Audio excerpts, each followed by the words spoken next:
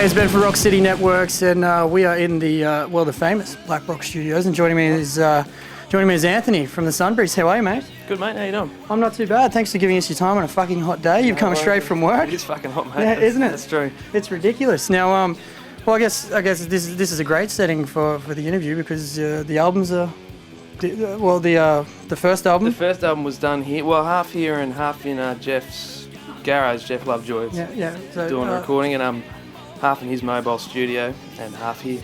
And starting the second one here a couple of weeks ago. We started it. Now the first one's Here Comes the Sunburys. Here Comes the Sunburys. Yeah. Now for people, actually this will be great for people in Victoria who are familiar with music history or around Australia. Let's not exclude anyone else, but the name actually came from the festival. It came from the festival. Yeah. How did that come to be? I actually had the DVD on my in my lounge, and the great friend of mine, Scott, the drummer, was over, and we were thinking about band names, and he said, we'll call ourselves the Sunburys or the Remains. And I said, man, there's a band called the Remains. Yeah. So Sunburys it is. Sunburys it is. Perfect. Yeah. I'm surprised no one hasn't done that earlier, but you know what? Too late now. Yeah, I'm pretty surprised too. It's a great band now, I reckon. So. Yeah.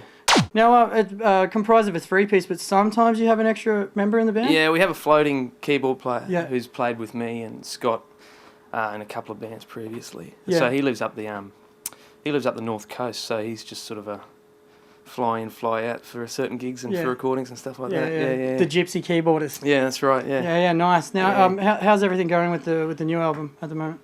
Yeah, great. We did 3 days here a couple of weeks ago. We tracked the whole thing live, and now we're just going to do a couple more days and finish it off. It's a pretty sort of live sort of vibe we go for when we're recording. Yeah.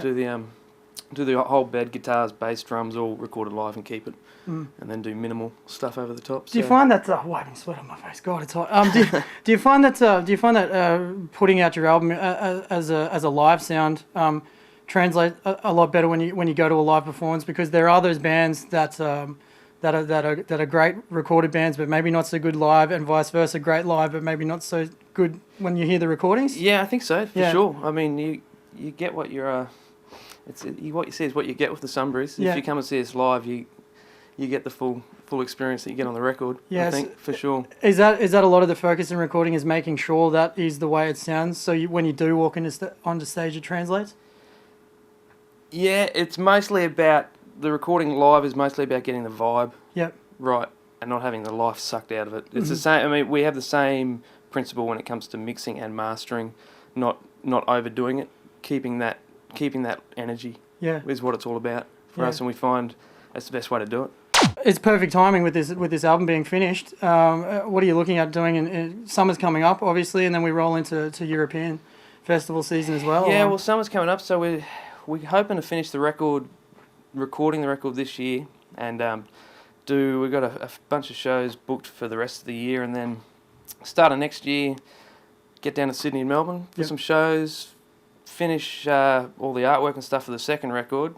I'm going over to Europe mid next year, so I'm hoping to do some solo shows and promote the record over there, maybe get it released over there somehow, and get back here and release the second one and start all over again. Yeah. And that's the way it is. That's the way it is. It's that never-ending bloody circle of music. Yeah. Try and, hopefully try and get a record out every year for the next few years is what we plan to do, just keep on hammering away. Yeah. Well, it works for some. Yeah. It works for most, actually. I think it's that longevity of Queensland artists as well that just keep pumping out those albums rather than having those big, extended breaks in between. Yeah, I think that's we're not the sort of band. I'm proud of it. We're not the sort of band that's going to go fucking gangbusters and then be nothing. If all goes to plan, we're going to stay there. We're going to stay there for a while once we get up there, Yeah. So.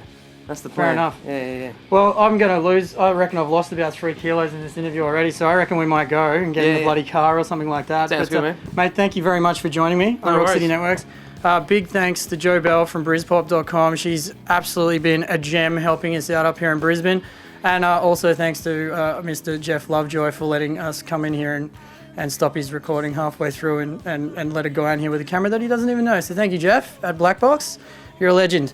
Mate, let's get out of here and we'll talk to you soon on Rock City Networks. If you want any more information on the Sunburys all the w's.myspace.com/the Sunburys. And also Brispop is brispop.com if you want to check that out. And I think Blackbox is blackbox.com.au. I'll put them all up on the screen there for you. And we'll bring you some more stuff from Brisbane next time we're up here. It's Rock City Networks.